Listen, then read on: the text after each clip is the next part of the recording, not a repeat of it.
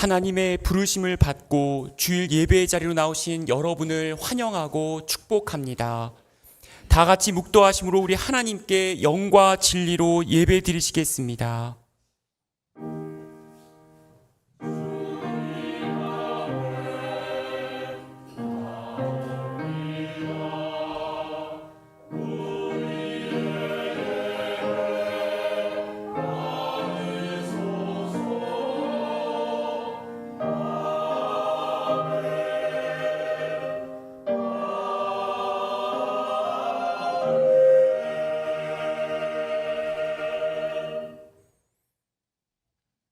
여호와여, 주의 도를 내게 보이시고 주의 길을 내게 가르치소서. 주의 진리로 나를 지도하시고 교훈하소서. 주는 내 구원의 하나님이시니 내가 종일 주를 기다리나이다. 아멘.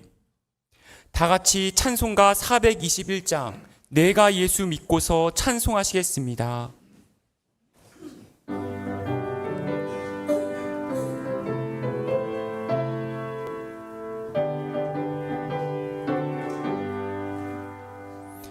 내가 예수 믿고서 죄사함 받아 나의 모든 것 다 변했네.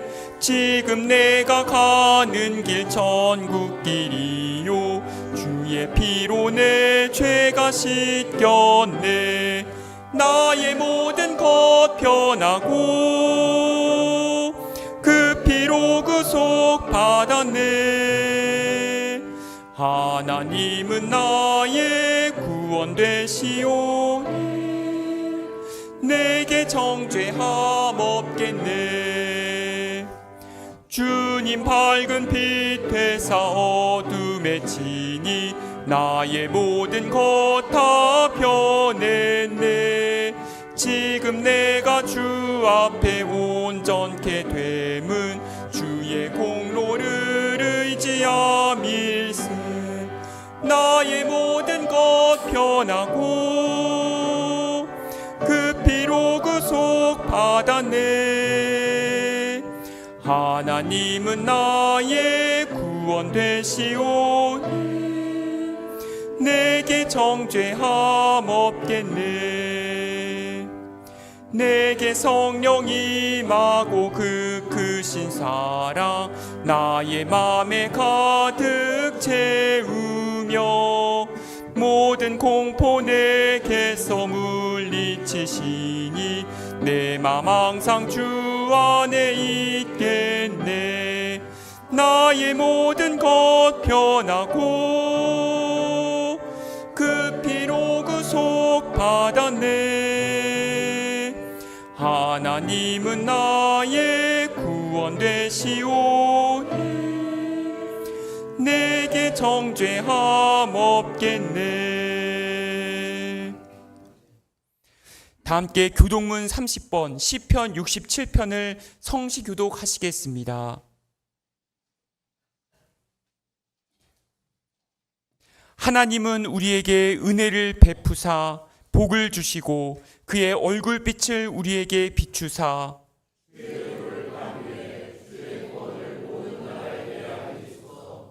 하나님이여 민족들이 주를 찬송하게 하시며 온 백성은 기쁘고 즐겁게 노래할지니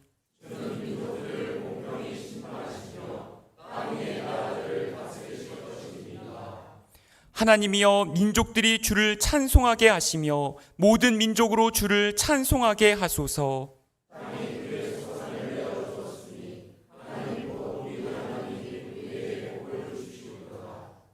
하나님이 우리에게 복을 주시리니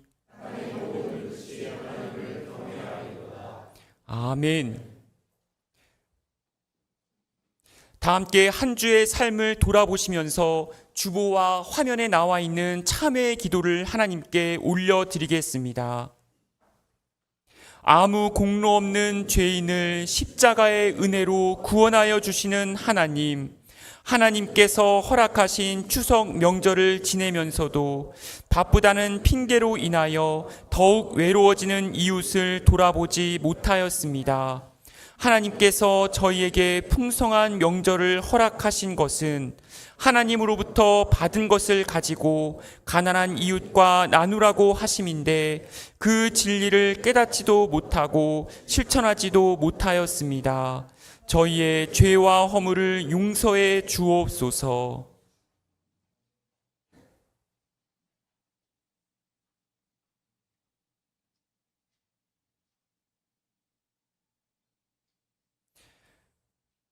전능하신 하나님께서 우리를 사랑하셔서 우리 주 예수 그리스도를 통하여 모든 죄를 용서하시고 성령을 통하여 선하게 살 힘을 주십니다.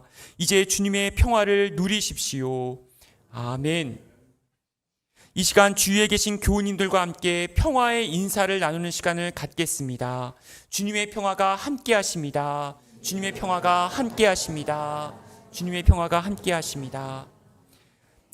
이 시간 자리에 앉으셔서 우리의 신앙을 하나님과 교우님들 앞에서 고백하는 시간을 갖도록 하겠습니다.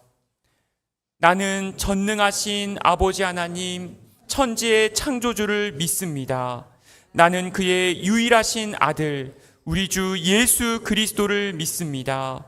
그는 성령으로 잉태되어 동정녀 마리아에게서 나시고 본디오 빌라도에게 고난을 받아 십자가에 못 박혀 죽으시고 장사된 지 사흘 만에 죽은 자 가운데서 다시 살아나셨으며 하늘에 오르시어 전능하신 아버지 하나님 우편에 앉아 계시다가 거기로부터 살아있는 자와 죽은 자를 심판하러 오십니다.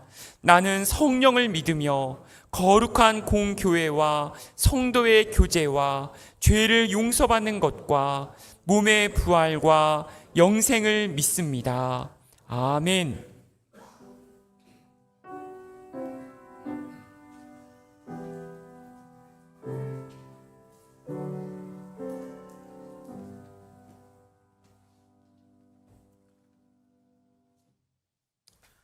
기도하시겠습니다.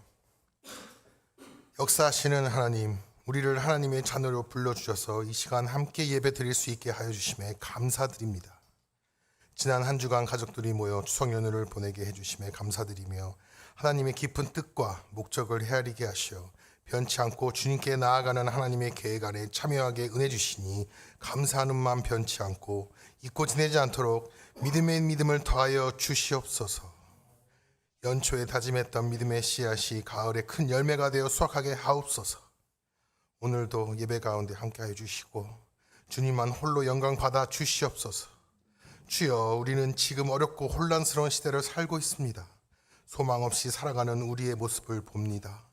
굶주림과 전쟁의 고통과 자연재해 등 재산상의 피해와 인명피해도 일어나고 있습니다.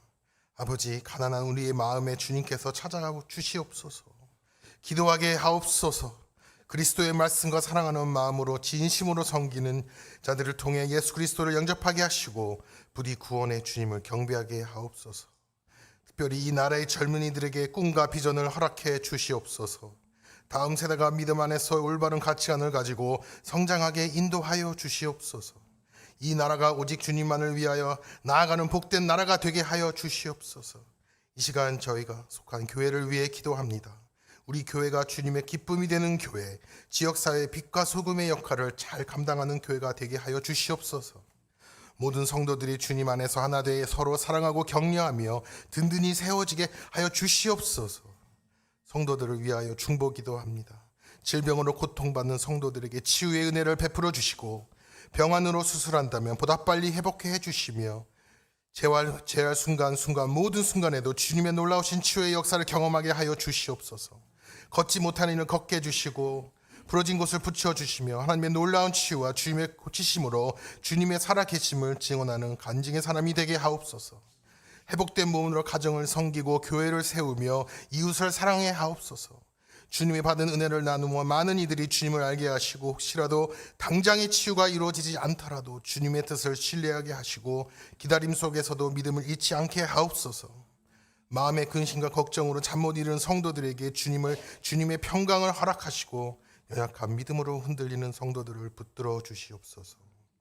오늘 말씀을 전하시는 목사님께 성령의 권능을 부어주셔서 선포되는 말씀이 우리의 삶 속에서 열매 맺는 살아있는 진리가 되게 하옵소서. 예배를 위해 수고하는 모든 손길들을 축복해 주시고 그들의 헌신이 주님께 기쁨 되게 하옵소서. 저희의 찬양과 기쁨을 기쁘게 받아 주시옵소서. 이 모든 말씀 우리를 구원하신 주 예수 그리스도의 이름으로 기도드립니다. 아멘.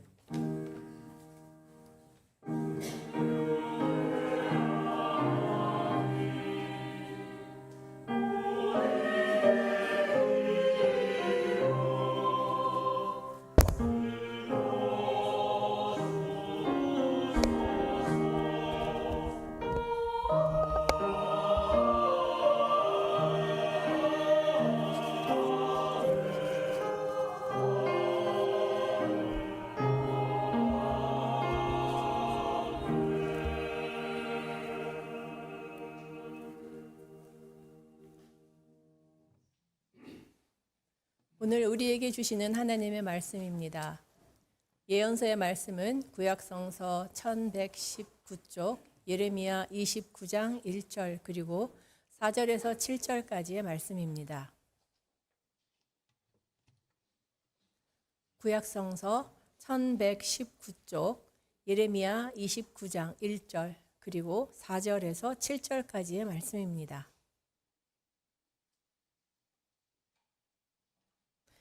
이것은 예언자 예레미야가 예루살렘에서 보낸 편지로서 포로로 잡혀간 장로들 가운데서 살아남은 사람들을 비롯하여 느부갓네살이 예루살렘에서 바빌로니아로 잡아간 제사장들과 예언자들과 온 백성에게 보낸 것이다. 나 만군의 주 이스라엘의 하나님이 말한다. 내가 예루살렘에서 바빌로니아로 잡혀가게 한 모든 포로에게 말한다. 너희는 그곳에 집을 짓고 정착하여라. 과수원도 만들고 그 열매도 따먹어라. 너희는 장가를 들어서 아들, 딸을 낳고 너희 아들들도 장가를 보내고 너희 딸들도 시집을 보내어 그들도 아들, 딸을 낳도록 하여라. 너희가 그곳에서 번성하여 줄어들지 않게 하여라. 또 너희는 내가 사로잡혀 가게 한 그 성읍이 평안을 누리도록 노력하고 그 성읍이 번영하도록 나 주에게 기도하여라. 그 성읍이 평안해야 너희도 평안할 것이기 때문이다. 이어서 주시는 서신서의 말씀은 신약성서 327쪽, 디모데후서 2장 8절부터 15절까지의 말씀입니다.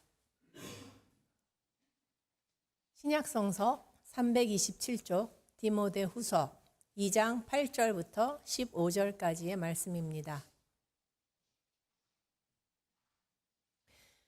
내가 전하는 복음대로 다윗의 자손으로 나시고 죽은 사람 가운데서 살아나신 예수 그리스도를 기억하십시오.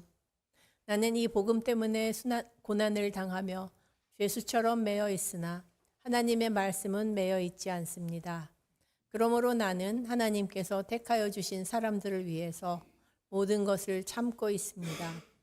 이것은 그들도 또한 그리스도 예수 안에 있는 구원을 영원한 영광과 함께 얻게 하려는 것입니다. 이 말씀은 믿을만 합니다. 우리가 주님과 함께 죽었으면 우리도 또한 그분과 함께 살 것이요. 우리가 참고 견디면 우리도 또한 그분과 함께 다스릴 것이요. 우리가 그분을 부인하면 그분도 또한 우리를 부인하실 것입니다. 우리는 신실하지 못하더라도 그분은 언제나 신실하십니다. 그분은 자기를 부인할 수 없으시기 때문입니다. 신도들에게 이것을 일깨우십시오. 하나님 앞에서 그들에게 엄숙히 명해서 말다툼을 하지 못하게 하십시오. 그것은 아무 유익이 없고 듣는 사람들을 파멸에 이르게 할 뿐입니다. 그대는 진리의 말씀을 올바르게 가르치는 부끄러울 것 없는 일꾼으로 하나님께 인정을 받는 사람이 되기를 힘쓰십시오. 이는 우리에게 주시는 하나님의 말씀입니다. 아멘.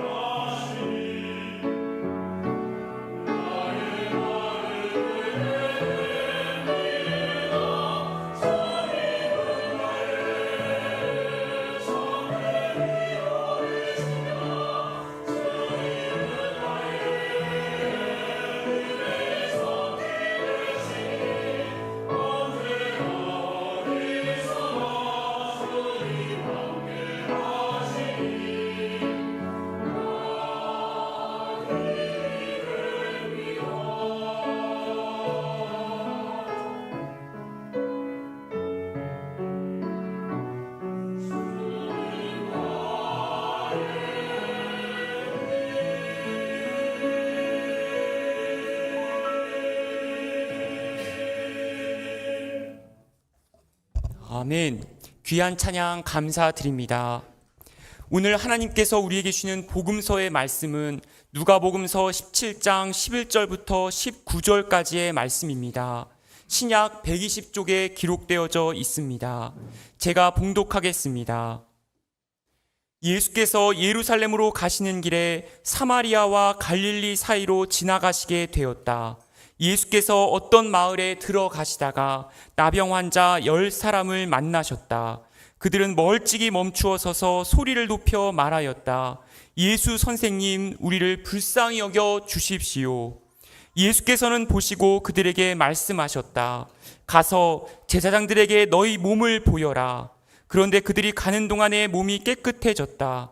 그런데 그들 가운데 한 사람은 자기의 병이 나은 것을 보고 큰 소리로 하나님께 영광을 돌리면서 되돌아와서 예수의 발 앞에 엎드려 감사를 드렸다. 그런데 그는 사마리아 사람이었다. 그래서 예수께서 말씀하셨다.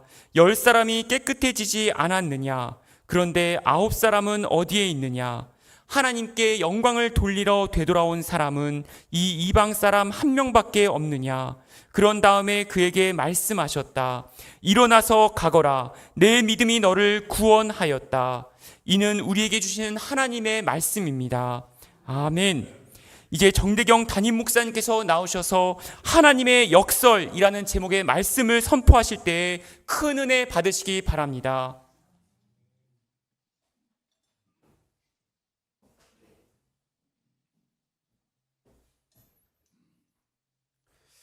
우리 삶의 힘이 되신 하나님께서 이 말씀을 통해서 하나님을 향한 사랑을 새롭게 부어주시기를 주님의 이름으로 기도합니다. 디모데 후서는 작년 초에 다룬 이후에 제가 설교한 것은 이게 두 번째 본문입니다. 바울의 이 편지는 에베소에서 사역하고 있는 그 디모데에게 보냈던 두 번째 편지인데, 우리는 이 편지에 대해서 조금 구체적으로 그 배경에 대해서 알 필요가 있겠습니다. 이 편지 자체는 66년에서 67년 어간에 바울이 두 번째로 로마 감옥에 갇혀 있는 상태에서 디모데에게 보냈던 편지인 겁니다. 제가 그 슬라이드를 하나 준비를 했는데, 그 로마에 있는 마메르티눔 감옥의 그 사진입니다. 이게 뭐 복원돼 있는 형태이기는 하지만 그때의 분위기를 좀 알 수 있는 감옥인 거죠. 그래서 혹시라도 나중에 로마에 가시면 이 마메르티눔 감옥이라는 것이 좀 보존되어 있는데 그걸 한번 방문하셔도 좋을 것 같습니다. 다음 슬라이드 한번 보여주시면 저렇게 이제 기념화된 교회 형태로 방문자들을 받고 있습니다. 다음이요. 그 위에 이제 보통 그 순교지나 아니면 그 기독교적 유적에는 교회 형태로 그 뭐랄까 이제 세워져 있는데, 저기 그 제단을 잘 보시면 십자가가 거꾸로 되어 있죠. 그러니까 베드로와 바울이 같이 갇혀 있다가 베드로 같은 경우에는 전승에 따르면 자기는 동일하게 이제 예수님의 달리신 그 형태와 죽을 수 없다고 해서 거꾸로 매달려서 순교했다는 그 전승이 기록되어 있습니다. 그렇다 보니까 바울과 베드로가 마지막 순간에 갇혀 있었던 감옥이 저 로마에 있는 마메르티눔 감옥이라고 보시면 되겠습니다.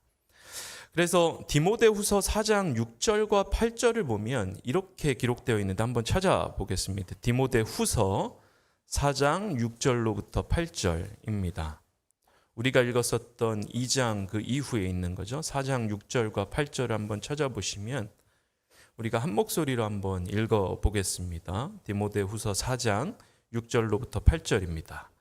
시작. 나는 이미 세상을 떠날 때가 되었습니다. 나는 선한 싸움을 다 싸우고 달려갈 길을 맞이 나를 위하여 의의 면류관이 되어 있으므로 의로운 재판장이신 주님께서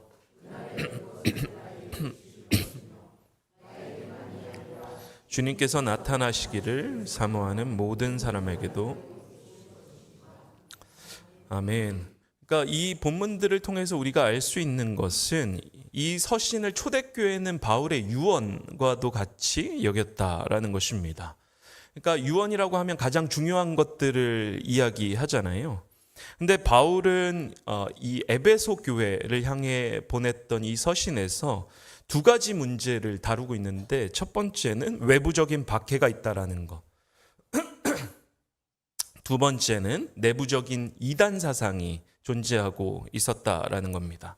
그러니까 외부적인 박해는 뭘 의미하는 걸까? 그러니까 우리가 성경을 본문을 읽고서 묵상할 때에는 그 시대에 쓰여졌던 그 정서에 대해서 좀 알 수 있어야 하는데, 외부적인 박해에 관련돼서는 64년에 로마에서 큰 화재가 발생을 했었죠.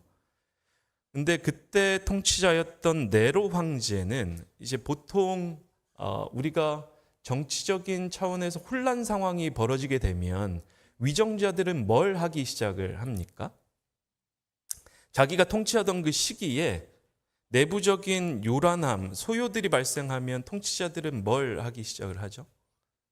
정말 참된 지도자라면 이것이 내 탓이요, 이것이 내가 제대로 통치를 잘 하지 못했기 때문에 발생한 것이라고 인정을 하고서 들어가겠죠. 역사 안에서는 그런 통치자들을 만나기가 상당히 어렵죠. 그럴 때 통치자들은 희생양을 찾기 시작을 합니다. 다시 말해서 이 소요의 원인을 특정 부류의 사람들에게 돌리면서 그 책임을 전가하는 형태가 되는 거죠. 그래서 사회학자였던 르네 지라르 같은 경우에는 이러한 그 현상들을 보면서 희생양 이론, 속죄양 이론이라는 것들을 이제 만들어서 설명하기도 했습니다. 그러니까 네로 황제도 64년에 발생했던 그 로마의 큰 화재의 원인을 이 그리스도인들에게 돌리기 시작을 했던 거예요. 그러면서 그리스도인들에게 무슨 책임이 있냐, 이 화재가 무슨 그들과 연관이 있냐를 이제 따지면서 세 가지 혐의를 그리스도인들에게 전가하는 것들을 볼 수가 있습니다. 첫 번째는 로마의 신들을 거부하는 무신론자들이다. 그 당시 제국 종교는 그리스 로마로부터 이어지는 다신 종교였는데, 이 종교 자체를 그리스도인들이 거부하고 있다는 거예요. 그래서 저 무신론자들 때문에 로마의 신들이 우리를 보호하지 않았다. 그래서 이 화재의 책임은 그리스도인들에게 있다. 두 번째는 황제 숭배를 거부하는 불충과 반역이 있다. 그러니까 카이사르는 주님이다 라는 그 표어가 공공연하게 고백되어지고 인정되어야 했었는데, 그리스도인들에게 주님은 누구시죠? 예수 그리스도만이 우리의 주님이시다. 그러다 보니까 이 혐의 또한 가해지고 있었던 것을 볼 수가 있습니다. 세 번째는 실상 로마의 사회제도를 뒤흔들고 있는 사회 반역 사범들이다. 범죄자들이다. 그러면서 이제 그리스도인들은 숨어서, 왜 우리가 매달 하고 있는 중요한 교회 전승에 따른 행위가 있잖아요. 성만찬을 하는 거죠. 그렇죠? 그러면서 우리는 성찬에 참여하면서 뭐라고 이야기를 합니까? 이것은 주님의 몸이고 주님의 피다. 로마 사람들은 그걸 이제 듣고서 뭐라고 생각을 했는가 하면, 저 사람들은 식인을 하는 이교도와 같은 것이다. 딱 들으면 맥센스 하지 않아요? 그렇죠? 주님의 몸을 먹고 주님의 피를 마신다라고 하니까 이 상징적인 고백임에도 불구하고 로마 사람들은 저 사람들은 뭔가 이상한 종자들이다. 그 또 한 가지는 뭐였죠? 바울 같은 경우에 노예 제도의 문제를 다루면서 이 주인을 향해서 그런 편지를 보내죠. 오네시모를 향한 그 서신에서 이 당신의 노예 자체를 하나의 형제로 대하라. 그러니까 노예 제도는 로마 사회를 밑받침하고 있는 사회적인 제도였는데, 이 노예 제도 자체를 허무는 듯한, 노예 자체도 실상 당신의 형제요 자매다 라는 그 사회 혁신적인 메시지들을 내니까 실상 이러한 것들이 상당히 위협적으로 다가왔던 거예요. 로마 사회 안에서는. 우리도 이러한 정서들을 이 사회 안에 던질 수 있어야 한다. 우리의 메시지 자체가 교회 안에서의 생존과 교회 공동체만을 위한 것이 아니라 사회에 어떠한 울림을 던질 수 있는 그런 메시지들이 우리 교회 안에서 나야 될 줄로 믿습니다. 평소보다 아멘 소리가 적죠. 하나님이 우리에게 복을 주셔야 합니다. 라면 조금 더 아멘 소리가 컸을 거예요. 그렇죠? 근데 우리 사회제도 안에서 우리가 가지고 있는 이 가치들이 사회 안에 정말 선한 영향력들을 끼칠 수 있어야 한다. 공동체적인 차원에서. 이러한 것들을 염두에 두고 신앙생활을 하는 저 여러분들이 되시기를 주님의 이름으로 축원합니다. 우리가 지식인들이죠, 그렇죠? 그러다 보니까 메이크 센스 하니까 받아들이는 겁니다. 여튼 이러한 상황에 놓여 있다 보니까 64년에 발생했던 이 로마의 큰 화재에 속죄양으로 그리스도인들이 잡혀 있던 거예요. 그러다 보니까 이 에베소 교회, 디모데가 목회하고 있었던 이 에베소 교회는 외부적인 위협으로부터 시달릴 수밖에 없었던 겁니다. 내부적으로는 이단 사상에 놓여 있던 것들을 볼 수가 있습니다. 언제 볼 수가 있는가 하면 디모데 후서 2장 17절과 18절을 보면 확인할 수가 있습니다. 디모데 후서 2장 17절과 18절입니다. 우리가 읽었었던 그 본문 바로 다음에 나오는 구절들이죠. 한 목소리 한번 읽어보겠습니다. 17절과 18절입니다. 시작.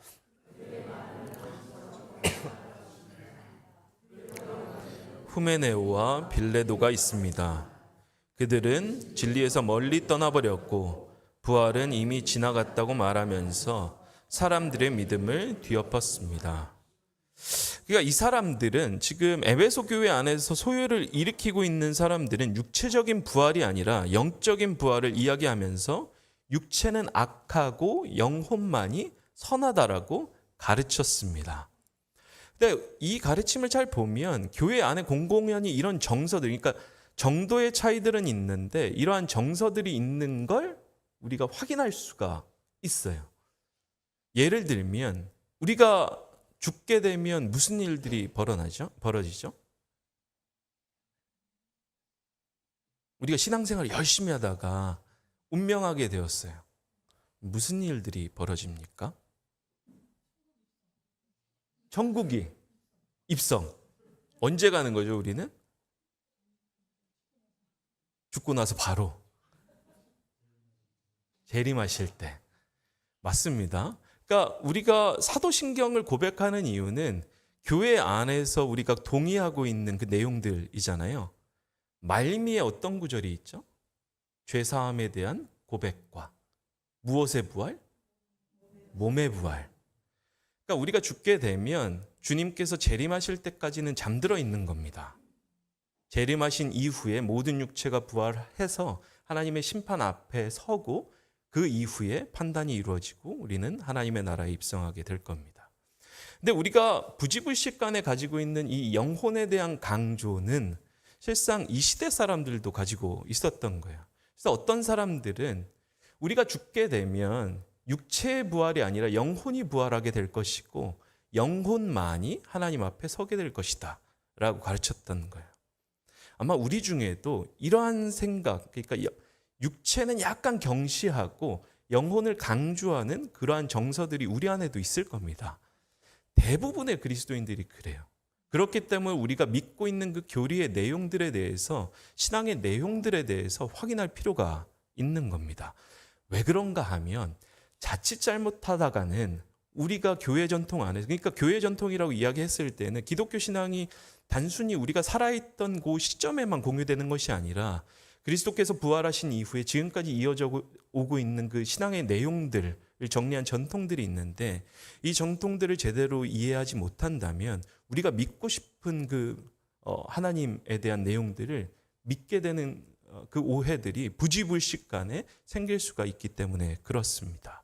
그래서 그리스도인이라면 성경을 묵상하고 성경을 해석해 왔던 그 교회의 전통에 대해서 공부할 수가 있어야 되는 겁니다. 유튜브가 잘 돼 있습니다. 대신 좋은 컨텐츠들을 잘 찾아서 시청하시면서 성경도 묵상하고 기독교에 대해서 공부하실 수 있기를 바랍니다. 그러다 보니까 이 외부적인 박해와 내부적인 이단 사상 때문에 에베소 교회는 흔들리고 있었던 상황이었던 거예요. 그 흔들리고 있었던 에베소 교회를 목회하고 있었던 디모데에게 보냈던 유언과도 같은 편지가 오늘 읽었었던 디모데 후서인 것입니다.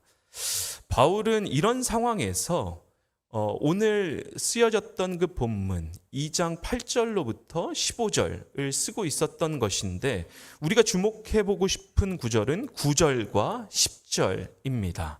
이 부분을 다시 한번 읽어봤으면 좋겠습니다. 9절과 10절을 한 목소리로 한번 읽어보겠습니다. 시작. 나는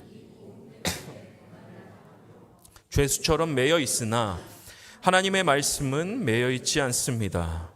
그러므로 나는 하나님께서 택하여 주신 사람들을 위해서 모든 것을 참고 있습니다. 이것은 그들도 또한 그리스도 예수 안에 있는 구원을 영원한 영광과 함께 얻게 하려는 것입니다. 우리는 이 말씀에서 일종의 역설을 발견할 수가 있는데 바울은 분명 복음 때문에 육신이 속박되어 있는 상황임에도 불구하고 하나님의 말씀은 속박될 수 없다. 그리고 마치 자신은 속박되어 있는 것 같으나 자유인처럼 자유한 상태로 이 복음의 말씀을 정확하게 전달하고 있는 것들을 볼 수가 있습니다. 무엇이 그로 하여금 자유케 만들었을까? 바로 복음인 것입니다. 우리가 아마 제 세대 가수는 아닌데 미국에 유명했던 밥 딜런이라는 그 가수가 있었습니다. 기억하고 계세요? 제 슬라이드를 하나 더 준비를 했는데 밥 딜런의 Gotta serve somebody, 누군가를 섬겨야만 한다 라는 그 노래가 있습니다. 그러니까 밥 딜런 자체가 60, 70년대 이제 젊은 세대들 가운데서는 자유의 아이콘으로 불려졌었죠. 그렇죠? 그래서 세상의 모든 규칙과 권위는 거부하고 하고 싶은 대로 삶을 살아봐라는 방식의 히피적인 그런 메시지들을 담아내기도 했습니다. 그런데 이후에 그가 기독교 신앙을 받아들이고 그 이후에 음악 활동을 할 때에는 이전과 다른 방식의 삶을 노래하기를 시작했는데 이 노래 자체가 그 기독교로 회심한 이후에 불려졌던 노래인 겁니다. 저도 이제 옛날에는 몰랐던 노래였기 때문에 유튜브에 나와 있어서 한번 들어봤어요. 근데 노래 가사가 맨 저런 거예요. 당신은 면 소재로 된 의복을 입을 수도 있고 실크로 된 옷을 입을 수도 있다. 위스키를 마실 수도 있고 우유를 마실 수도 있다. 캐비어를 먹을 수도 있고 빵을 먹을 수도 있다. 그러니까 여러 가지 삶의 행태들을 가지고서 살아갈 수는 있는데 당신은 누군가를 섬길 수밖에 없을 거다.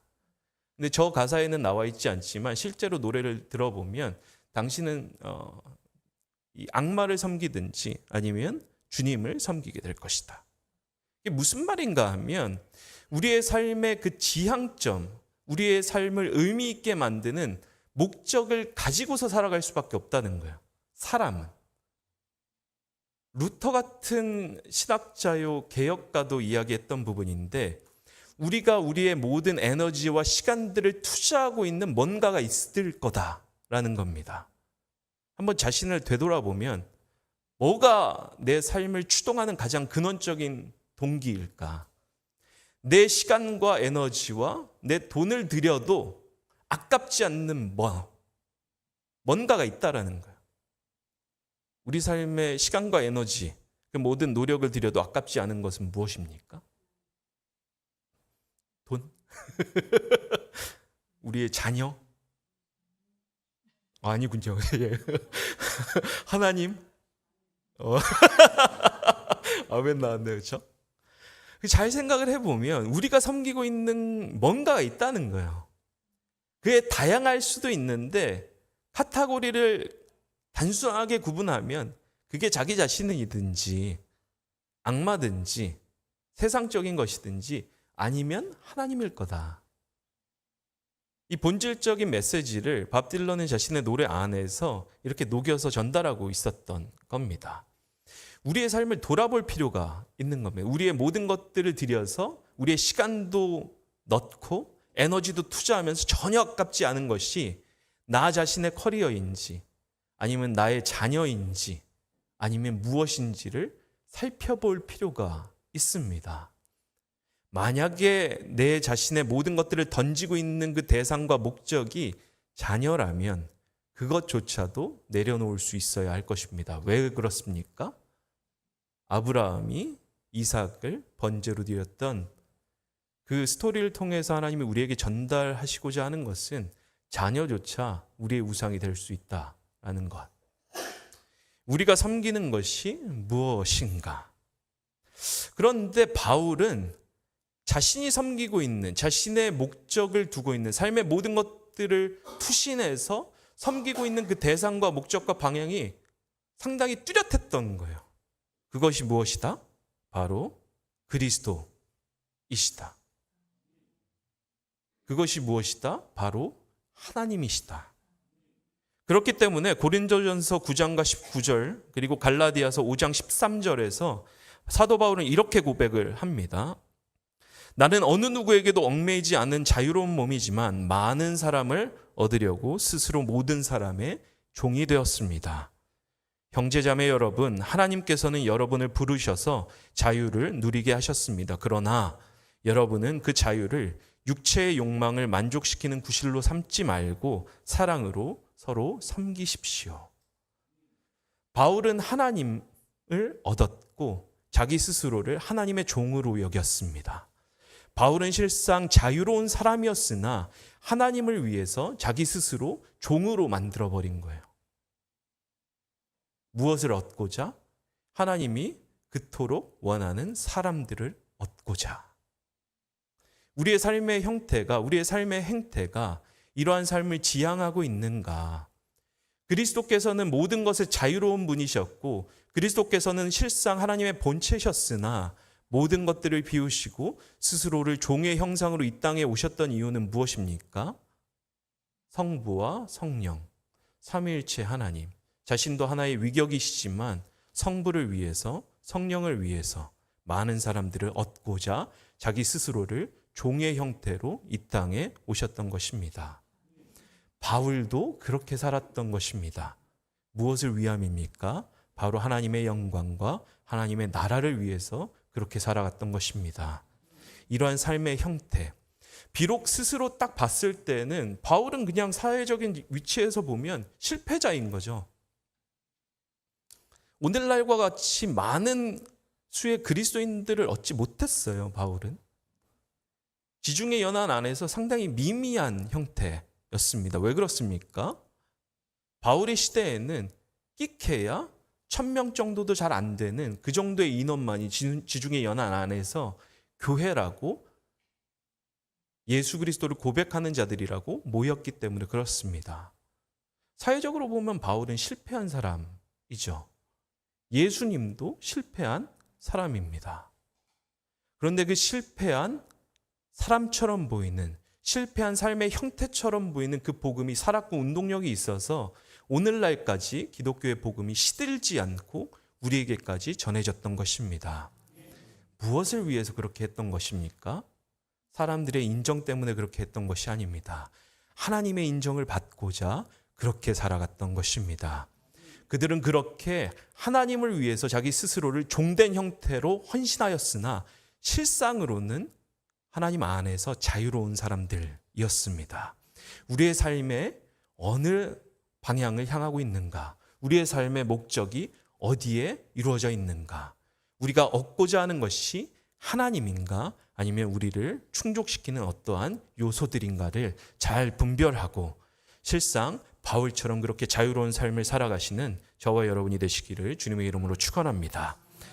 그렇다면 우리는 어떻게 이 모든 상황 가운데서 하나님을 붙들 수가 있는가? 어떻게 예수 그리스도처럼 바울처럼 그러한 자유로운 삶을 살아갈 수가 있는가? 오늘 본문은 하나님의 말씀에 의해서 그것이 가능하다고 증언합니다. 8절을 우리가 다시 한번 읽어봤으면 좋겠는데 디모데후서 2장 8절입니다. 다 함께 읽겠습니다. 시작. 죽은 사람 가운데서 살아나신 예수 그리스도를 기억하십시오. 아멘. 복음은 예수 그리스도이십니다. 무슨 말입니까? 예수 그리스도는 이스라엘의 역사 안에서 하나님의 사람들을 통해서 끊임없이 예언되었던 그 다윗의 자손인 것입니다. 부활의 첫 열매인 것입니다. 다른 말로 무수히 많은 예언자들이 구약 전체 역사를 통해서 그리스도께서 오실 것이다. 그리스도께서 오실 것이다. 그리스도께서 오실 것이다. 다윗의 자손을 통해서, 그 계보를 통해서 그리스도께서 오실 것이다라고 증언해 왔던 거예요. 그 증거로 죽음 가운데서 부활하게 되는 자가 바로 그리스도일 것이다라는 그 예언이 예언자들을 통해서 끊임없이 주어졌던 것입니다.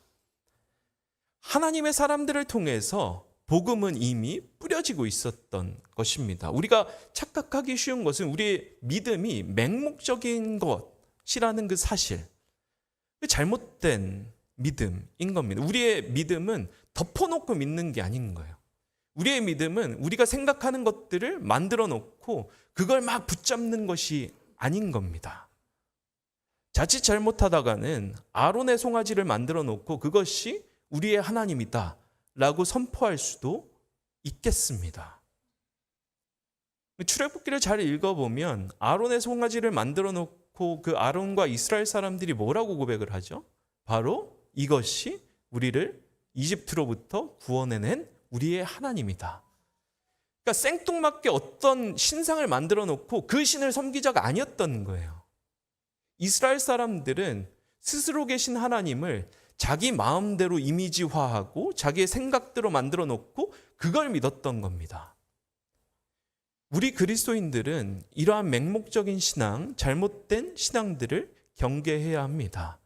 아론의 송아지를 만드는 것이 아니라 스스로를 우리의 삶 가운데 계시하시는 하나님을 깊이 체험하고 말씀과 기도를 통해서 하나님을 깊이 만날 수 있어야 된다라는 것입니다.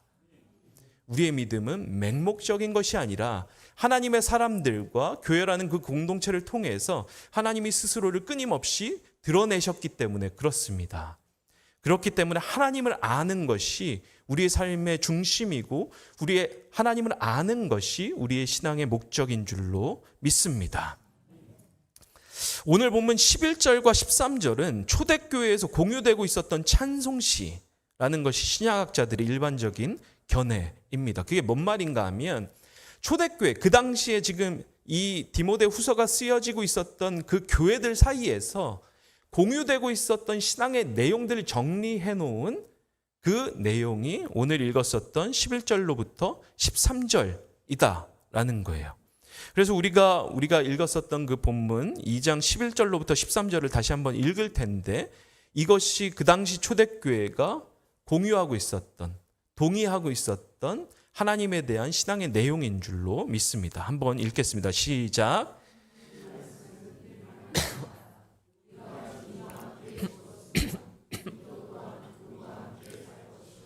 우리가 참고 견디면 우리도 또한 그분과 함께 다스릴 것이요 우리가 그분을 부인하면 그분도 또한 우리를 부인하실 것입니다. 우리는 신실하지 못하더라도 그분은 언제나 신실하십니다. 그분은 자기를 부인할 수 없으시기 때문입니다. 아멘. 이 본문의 핵심은 하나님의 신실하심입니다. 13절에 기록된 대로 우리가 신실하지 못할지라도 하나님은 신실하시다라는 것입니다. 믿음은 우리로부터 시작되는 것이 아니라 하나님으로부터 시작되기 때문에 그렇습니다. 그렇기 때문에 외적으로는 실패한 것처럼 보이는 상황도 우리를 승리로 이끌어갈 수가 있습니다. 왜 그렇습니까? 우리의 삶의 주관자가 우리가 아니라 하나님이시기 때문에 그렇습니다. 제가 이제 학교에서 교수뿐만 아니라 교목으로도 사역을 하고 있기 때문에 간혹 가다가 신앙 상담을 할 때가 있는데 한 학생이 찾아왔어요. 선교사님 자녀입니다. 연대는 참 제가 연대 와서 이런 말씀 드리는 것이 아니라 연대는 축복받은 학교들 중에 하나인 게 그 기독교 정신이 상당히 생각보다 많이 살아 있더라고요. 내부자라서 이런 말씀 드리는 게 아닙니다. 아직 개인적으로 말씀드리면 아직까지 연대가 제 학교인 것처럼 잘 안 느껴져요. 이 부분을 편집해서 드러내야 되는데 별로 우리 학교 같지가 않아요. 약간 연대 출신이 아니라서 그런가.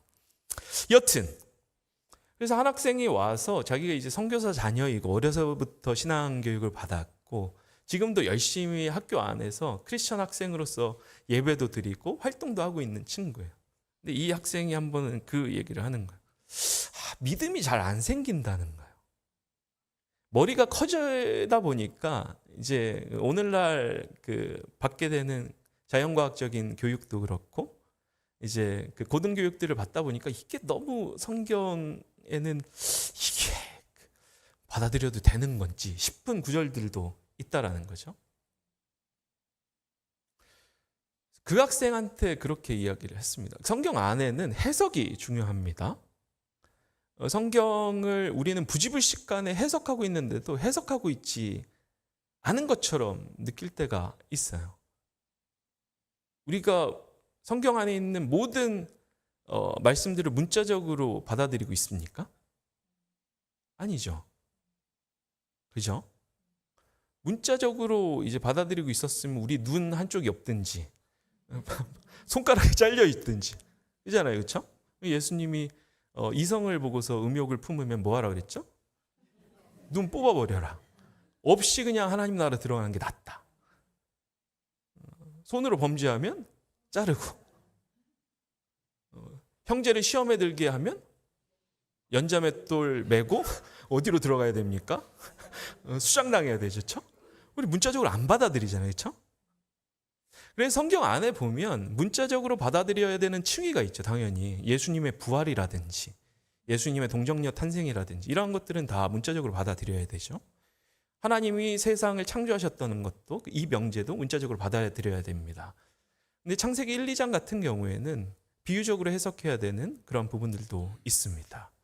오늘은 뭐 그걸 다루는 그 부분이 아니기 때문에 나중에 궁금하시면 찾아오시면 조금 더 디테일하게 말씀드릴게요. 여튼 이 학생이랑 이야기를 하면서 성경 안에는 다양한 층위들이 있다.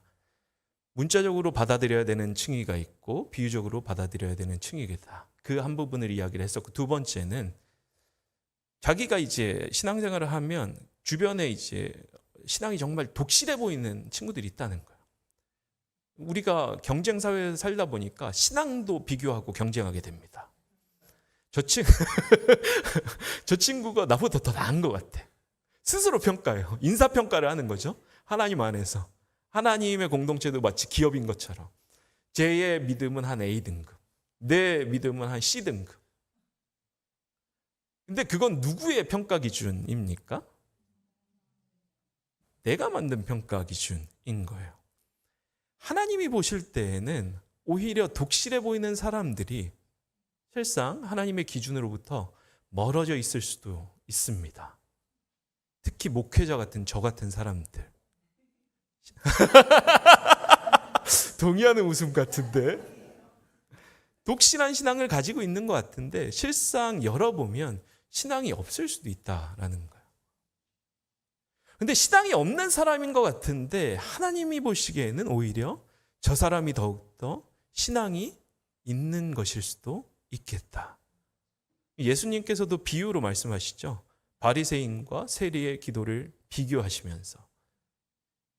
바리새인은 독실한 종교인들이었어요. 우리야 지금 그리스도인이 되었기 때문에 바리새파 사람들이 가지고 있었던, 서기관이 가지고 있었던, 제사장들이 가지고 있었던 그 신앙의 내용들이 잘못된 것인지 우리는 알지만 실상 우리 현재 시점에서 보면 우리가 가지고 있는 잘못된 신앙의 내용들도 상당히 많을 수가 있다라는 겁니다. 그러면 하나님이 보실 때에 누가 더 신앙이 있겠는가? 하나님이 보실 때에 오늘 우리가 읽었었던 그 누가복음의 그 본문처럼 사마리아 사람이 도리어 더 신실한 사람일 수도 있겠다. 우리가 주일 성수하고 꼬박꼬박 헌금하고 열심히 예배에 참여하고 있지만 그래서 우리의 신앙이 확실한 것 같지만 실상은 소멸하는 불이신 하나님 앞에 서면 우리가 무엇을 자랑할 수 있겠는가? 자랑할 것이 없을 것입니다. 왜 그렇습니까? 신앙은 하나님으로부터 시작해서 하나님으로 맞춰지는 것이기 때문에 그렇습니다. 그래서 우리가 하나님 앞에 고백해야 할 것은 하나님, 우리에게 믿음이 없습니다. 우리의 연약한 믿음을 도와주십시오. 이 기도일 것입니다. 그럴 때 우리는 복음의 핵심을 붙들 수 있고 그러할 때 비로소 우리는 갇힌 자 같으나 자유로운 자로서 살아갈 수 있을 것입니다. 이것을 기억하며 한 주간을 살아가시는 저와 여러분이 되시기를 주님의 이름으로 축원합니다. 잠시 말씀을 기억하시면서 기도하시겠습니다.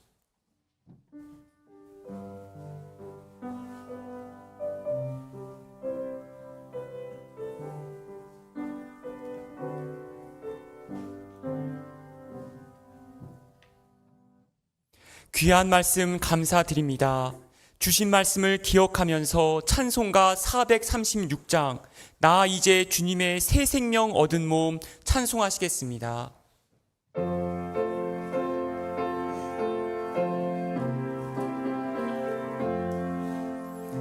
나 이제 주님의 새 생명 얻은 몸 옛 것은 지나고 새 사람이로다. 그 생명 내 맘에 강같이 흐르고 그 사랑 내게서 해같이 빛난다. 영생을 누리며 주 안에 살리라. 오늘도 내일도 주 안에 살리라. 주 안에 감추인 새 생명 얻으니 이전에 좋던 건 이제는 값없다. 하늘의 은혜와 평화를 맛보니 찬송과 기도로 주 함께 살리라. 영생을 누리며 주 안에 살리라. 오늘도 내일도 주 함께 살리라. 산천도 조목도 새 것이 되었고 죄인도 원수도 친구로 변한다. 새 생명 얻은 자 영생을 누리니 주님을 모신 맘 새 하늘이로다. 영생을 누리며 주 안에 살리라. 오늘도 내일도 주 함께 살리라. 주 따라가는 길 험하고 멀어도 찬송을 부르며 뒤따라가리라.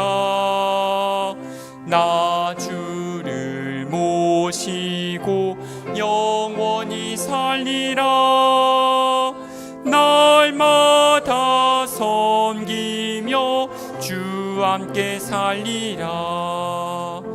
영생을 누리며 주 안에 살리라. 오늘도 내일도 주 함께 살리라.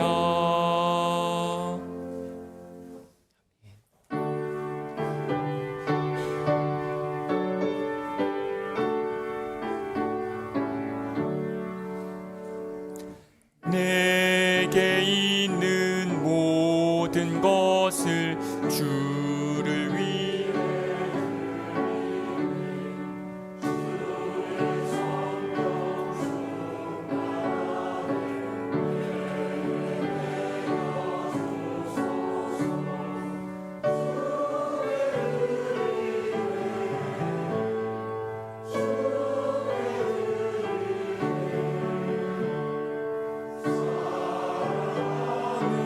구주 앞에 모두 드리네. 아멘.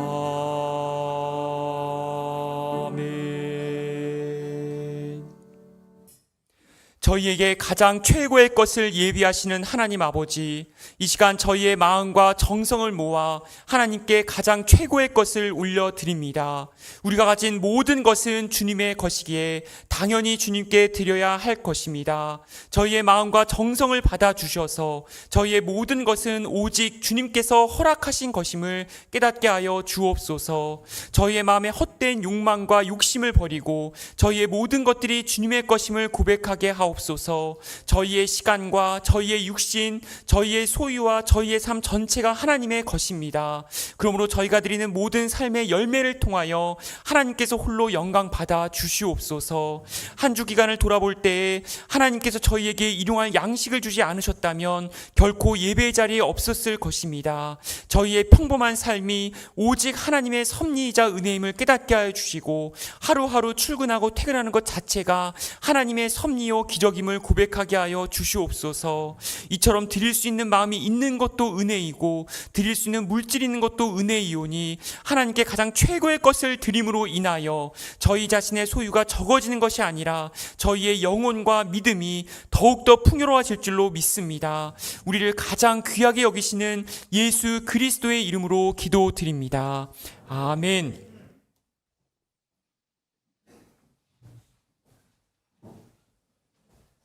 예, 성도의 교제 시간 갖겠습니다. 앞뒤 좌우분들에게 한 주 동안 평안하셨습니까? 예, 연휴가 꽤 길었어가지고 잘들 보내셨는지 모르겠습니다. 몇 가지 광고는 교회 소식 말씀드릴 텐데요. 주보 뒷면에 참조해 주시면 감사하겠습니다. 오늘 예배 이후에는 잠시 바쁘신 분들은 먼저 이제 이석을 하시고 가능하신 분들은 잠깐 남아 계시면 저희가 그 선교주일 오리엔테이션을 진행하려고 합니다. 한 15분 정도밖에 안 걸릴 것 같으니까 한번 남아서 가능하신 분들은 함께 참여해 주시면 좋겠습니다. 선교주일이라 하면 저희가 이번 주, 다음 주부터 돌아오는 주부터 해서 5주 정도 어떻게 이제 교회의 본질적인 사명으로서의 선교를 감당할 수 있을 것인가, 그 부분에 대해서 우리 박덕현 목사님께서 나오셔서 오리엔테이션을 좀 해주실 겁니다. 그래서 가능하신 분들은 예배 마치시고 잠시 남아주시면 감사하겠습니다. 그리고 특강은 그 예정대로 오후 1시에 진행이 될 예정입니다. 2층에서 진행이 되고요. 그리고 여정년의 단합대회가 내일 강화도에서 있습니다. 참고해서 많이들 참여하실 수 있기를 바랍니다. 더불어서 오늘 특식은 김의철 이인숙 교우님께서 섬겨주셨습니다. 교회를 대신해 감사하다는 말씀을 드립니다. 더불어서 이 특식 같은 경우에 저희가 예전에는 한 달에 한 번 식사를 하면서 그 식사 때 이제 좀 추가적인 그 메뉴들을 이렇게 했었는데 저희가 정기적인 식사를 지금 안 하고 있어서 특식은 이 헌신을 해주시게 되면 저희가 식사할 때 그 특식으로 후원하셨던 금액들을 모아서 그때 이제 식사를 섭외하고 있습니다. 그래서 그걸 참고해서 어떻게 집행이 되는지를 알고 계시면 감사하겠고요. 그리고 특식 같은 경우에는 기본적으로 이제 해주실 때 10만 원 정도를 원래대로 저희 해왔던 대로 하시면 되겠습니다. 감동이 있으셔서 더 하셔도 되지만 근데 기준은 더 안 하셔도 됩니다. 저희 뭐 풍족하게 계속 쌓이고 있으니까 무리하지 마시고 특식 기준은 한 10만 원 정도로 하고 있다라는 거 말씀을 드립니다. 예, 그리고 몇 가지 광고가 더 있는데 저희 지하 1층을 계속 정리하고 있었는데 특별히 그 연휴 기간에 우리 홍성래 최종료 교우님께서 나오셔서 정리하는 데 도움을 주셨습니다. 교회를 대신해 감사하다는 말씀을 드립니다. 그리고 우리 그 삼해 농장을 계속해서 운영 중인데 오늘은 정태욱 윤정원 교우님이 이 고추 수확이 잘 되셨나 봐요. 그래서 아주 많지는 않지만 그 소량을 좀 봉지별로 이렇게 준비를 해주셨으니까 혹시 필요하신 분들은 가시면서 이렇게 가져가시면 되겠습니다. 저희 그 삼해농장 왼쪽에 보시면 현수막이 걸려 있는데 저희가 어떤 그 농사를 해서 자급자족 형태가 아니라 이 농장 일을 함으로써 삼해 정신을 어떻게 하면 구현할 수 있을까, 또 실천할 수 있을까를 교육하는 장이기 때문에 그 맥락에서 아주 좋은 나눔을 해주시는 것 같습니다. 예, 광고가 하나 더 있었던 것 같은데 제가 요즘 뉴런들이 많이 죽고 있어서 건망증이 신경세포들이 활성화가 잘 안 되는 것 같아요. 위에서 많이 기도해 주시면 감사하겠습니다. 예, 나머지 광고들은 주보를 참조해 주시고 가능하신 분들은 다 함께 일어서셔서 주기도문으로 찬송하신 이후에 축도로 예배를 마치겠습니다.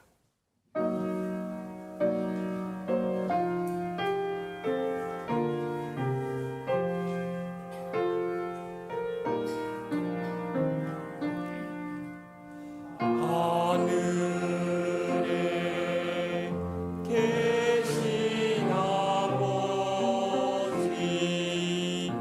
이름 거룩하사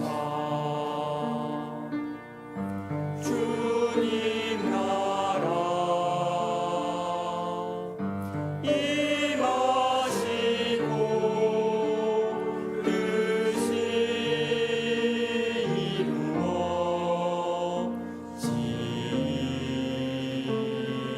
이루어지이다. 일용할 양식 주시고 우리들의 큰 죄 다 용서하옵시고 또 시험에 들게 마시고 악에서 구원하소서. 대개 주의 나라 주의 권세 주의 영광 영원히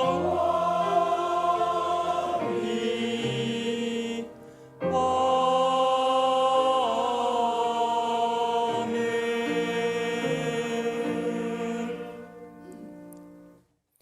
이제는 우리 주 예수 그리스도의 은혜와 하나님 아버지의 극진하신 사랑하심과 성령님의 교통하심이 여전히 우리의 욕망과 욕심이 만연한 세상 속에서 오직 우리를 사랑하시는 그 신실하신 하나님 나라만을 소망함으로 인하여 세상이 줄 수 없는 참된 기쁨이 가득한 모든 삼회교회 교우님들의 머리머리 위에 이제부터 영원까지 항상 함께 하시기를 간절히 축원하옵나이다.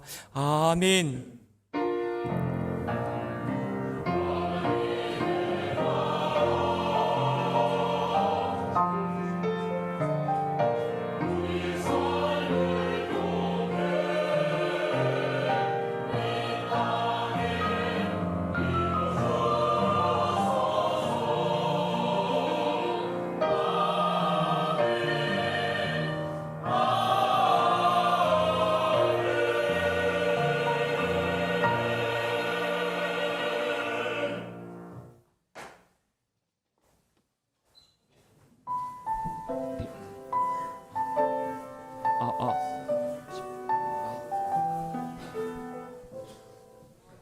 안녕하세요. 저희가 순교주의 우리 세션으로 잠깐 진행하고 있습니다. 그래서 지금까지 저희 삼회교회 어떻게 지내왔고 어떤 행사를 했었는지 영상을 통해서 잠깐 확인하도록 하겠습니다.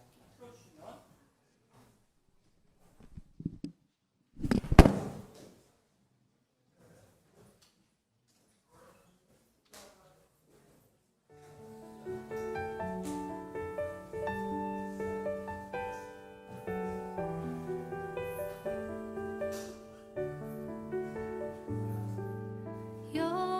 여호와는 내게 복을 주고 너를 지키시길 원하며 여호와는 그 얼굴로 은혜 베푸시길 원하네. 여호와는 널 바라보사 평강 주시기를 원하노라. 여호와는 내 아버지 여호와는 너의 주님이라.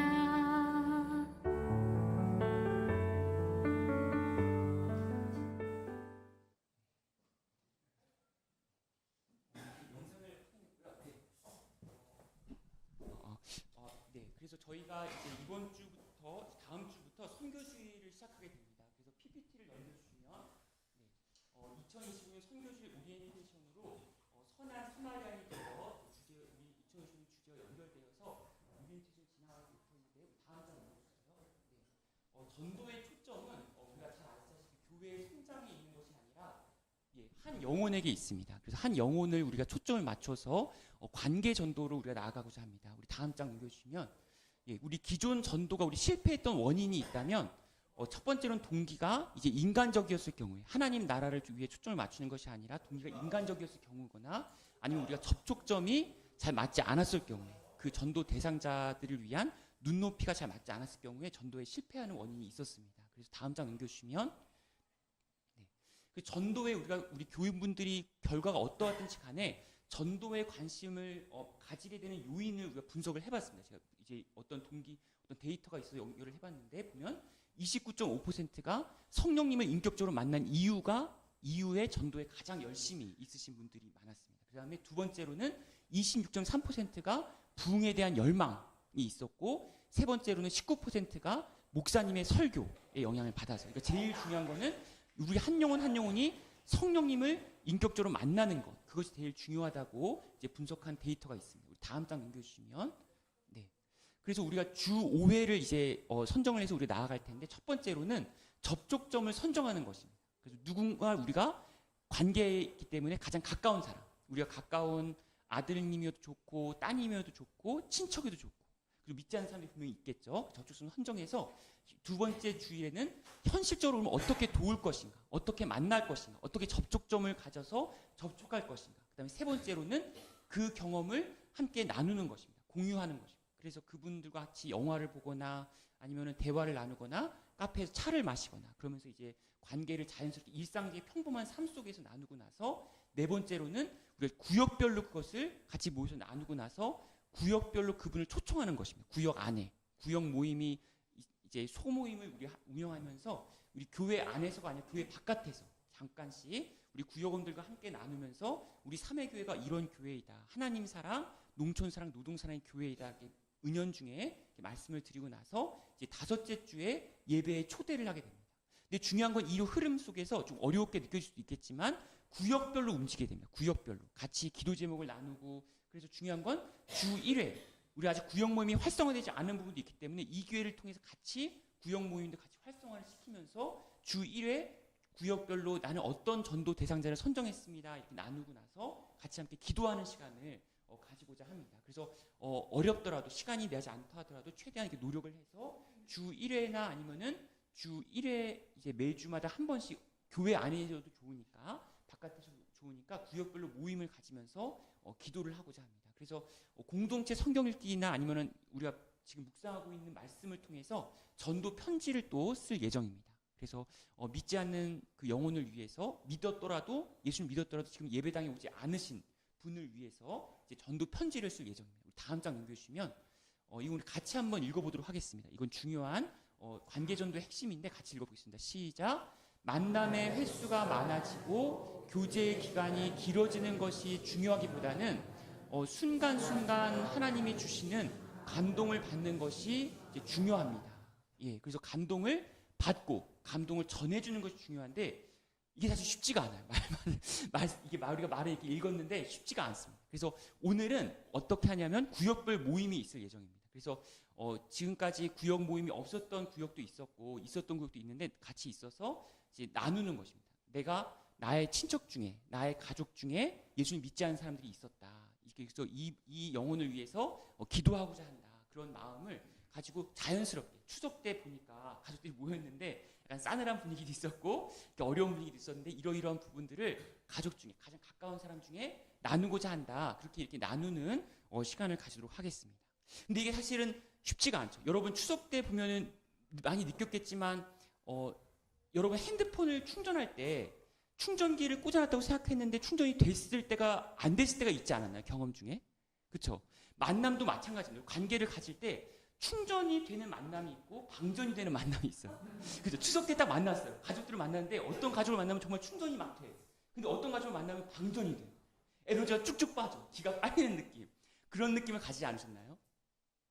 근데 그렇게 보면 곰곰이 생각해 보면 아드님이 저녁 식사를 대접한다고 했는데 보면은 그 마음 속에서는 효도의 마음도 있지만은 여러 가지 마음이 있는 거죠. 자녀 학원비도 있고 또 뭐 대출 전세 대출도 있고 뭐 주식 투자도 있고 여러 가지 마음 속에서 계속 방전이 되는 그런 관계도 있는 거예요. 충전만이 될 수 있는 관계는 아닌 거죠. 그렇죠? 그렇기 때문에 우리의 마음속에 우리의 마음부터가 먼저 충전이 되어야지만 그 믿지 않는 영혼들에게도 그 에너지를 충전시킬 수 있는 에너지가 전달이 되는 거예요. 근데 우리가 마음이 벌써 밭이 갈라지는 것처럼 쫙쫙 갈라져 있어요. 막 물이 가뭄의 때에 막 사막이듯이 우리의 마음이 건조해지면은 믿지 않는 영혼들에게도 그 마음에 충전보다는 방전의 마음을 전해줄 수가 있거든요. 그러니까 우리의 마음부터 먼저 점검하는 시간을 가지는 게 되게 중요합니다. 내 마음이 지금 충전되어 있는지 아니면 방전되어 있는지. 세상은 우리에게 계속 방전을 시켜요. 그렇죠? 그렇지만 오직 충전할 수 있는 유일한 분은 누구죠? 바로 예수 그리스도. 우리가 아까 영상을 보면 알겠지만 담임 목사님 인상을 보시면 만날 때도 충전이 되잖아요. 그렇죠? 담임 목사님 그윽한 이렇게 자유로운 미소와 이렇게 웃음과 그런 모습 충전되는 것처럼 우리의 마음도 충전이 우리의 마음속에 되어 있어야지만 믿지 않는 영혼들에게도 우리가 충전시켜 줄 줄을 믿습니다. 아멘. 네, 우리 그래서 오늘은 특별한 형식의 구애받지 말고 우리의 마음을 점검해 보면서 같이 구역별 나눔할 때 우리의 마음이 먼저 충전되어 있는지, 그래서 우리의 마음을 점검해 주시고 또 전도 대상자는 누구인지 가장 가까운 이웃이나 친척이나 가족이나 한번 나누는 시간을 가지도록 하겠습니다. 네, 우리 이 시간 담임 목사님 나오셔서 우리 이제 구역별 모임을 위해서 기도해 주시고 난 이후에 같이 구역별 모임을 가지도록 하겠습니다. 예, 저희 요거는 뭐랄까, 우리 아까 설교 때도 나눴듯이 교회는 기업체가 아니기 때문에 뭔가를 이제 전도하는 데 포커스가 있다기보다 교회의 본질이 선교이기 때문에 그 말씀에 순종하는 의미로 저희가 할 수 있는 그 관계 전도를 이제 시작을 해보자라는 취지입니다. 근데 각 교우님들의 상황이 다르고 또 구역별 상황들이 다 다르실 거예요. 그러니까 그 구역 상황이나 개인의 상황에 맞게 너무 무리하지 말고 성령이 주시는 감동에 따라서 그냥 알아서 이렇게 진행하시면 되겠습니다. 잠시 기도하겠습니다. 신실하신 하나님, 우리가 주님께서 말씀하셨던 세상 끝날까지 주님의 증인이 되고 제자가 되라는, 그리고 제자를 삼으라는 그 말씀에 순종함으로 우리 삼획교회가 이제 5주간의 선교주의를 시작합니다. 주님 은혜를 허락하여 주시고 말씀을 허락하여 주셔서 하나님께서 부르시는 사람들을 만나게 하시고 그들과 기존에 가지고 있었던 그 관계들이 하나님 안에서 새롭게 되는, 그래서 하나님을 깊이 체험하는 그러한 사람들을 주님께로 인도하여 낼 수 있도록 주님이 역사하여 주시옵소서. 그를 통하여서 우리 관계들이 삼획교회 안에서의 교제 또한 풍성해지고 깊어질 수 있도록 주님 축복하여 주시옵소서.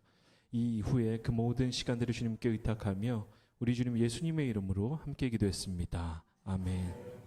예, 감사합니다.